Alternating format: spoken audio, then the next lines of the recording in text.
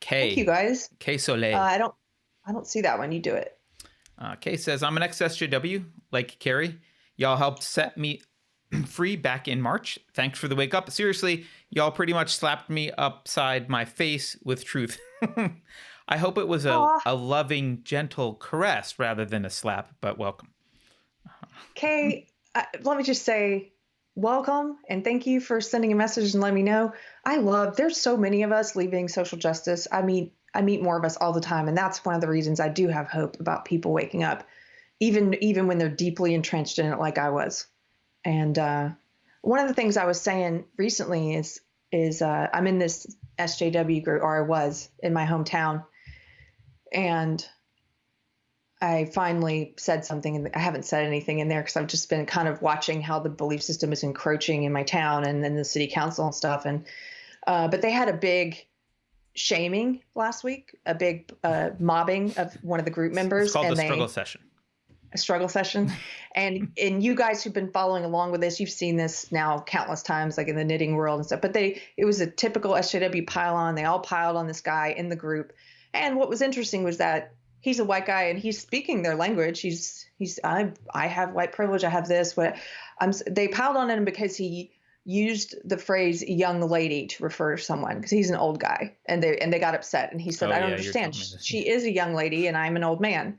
And they said, no, that's to call someone a young lady is a slur. And also she then came in and said, I'm not a woman. And he was like, oh, I'm sorry. I didn't realize you're a man. Your name is female. And she's like, I'm not a man either. I'm not a woman or a man. And he's basically, I don't understand because he's older. So they said he misgendered. He used a slur. He doxed. He didn't dox. They use that word to mean they don't use that word correctly. Yeah. And they said, oh, he threatened her very life and the life of her children. And, He invalidated her existence.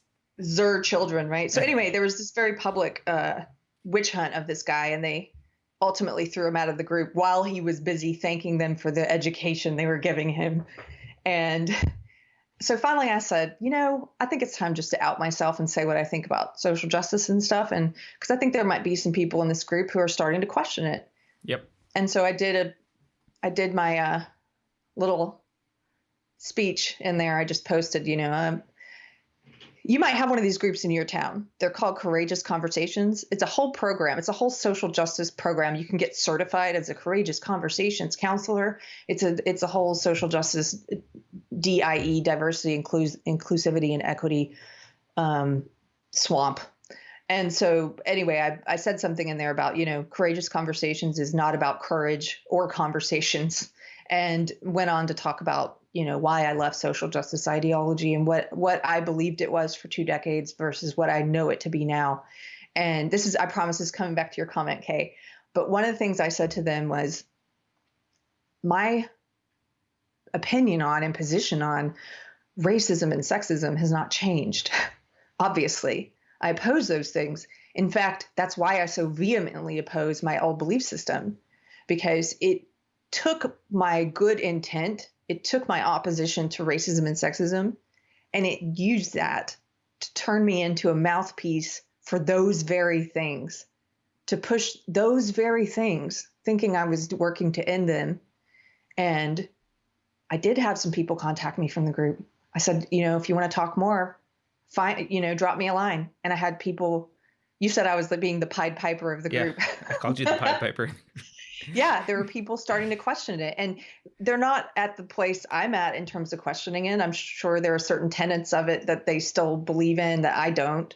Like even when I started coming out of it, it's a slow process. Yep. You don't just wake up overnight. You don't just, have an encounter or go to an event or something and then be like, oh, I don't believe that anymore. No, it was like a long 2-year period. And, I mean, you're still not a libertarian. You're still going. I don't know what I am. But anyway, long story short, I am very happy to meet you.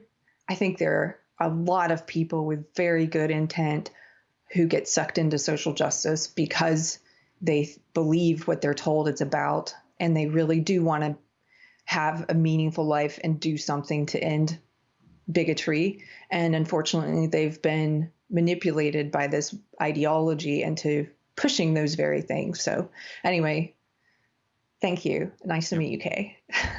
Yep.